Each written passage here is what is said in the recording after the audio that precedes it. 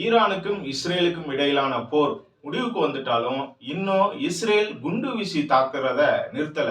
ஆமா, உண்மைதான். அதாவது கடந்த 1.5 ஆண்டுகளுக்கு முன்பு ஹமாஸ் படையினர் என்ன பண்ணாங்கன்னா இஸ்ரேல் மீது ஏவுகணைகளை வீசி தாக்குதல் நடத்தினாங்க.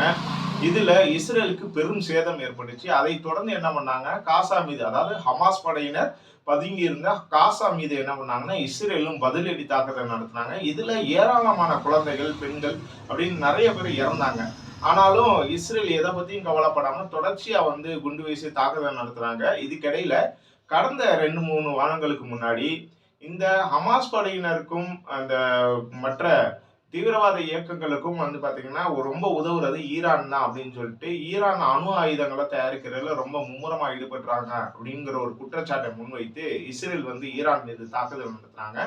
அந்த தாக்குதலுக்கு ஈரான் சரியான பதிலடி கொடுத்தாங்க. அதை தொடர்ந்து அமெரிக்காவும் ஈரான் மேல தாக்குதல் நடத்துறாங்க. அதுக்கும் ஈரான் பதிலடி கொடுத்த உடனே இந்த போர் கிட்டத்தட்ட ஒரு வழியா முடிவுக்கு வந்துருச்சு.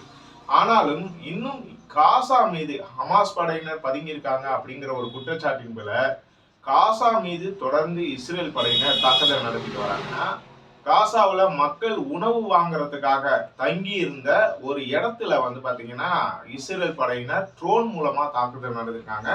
இந்த தாக்குதல்ல பாத்தீங்கன்னா கிட்டத்தட்ட 30க்கும் மேற்பட்ட பெண்களும் குழந்தைகளும் பலியாயிருக்காங்க.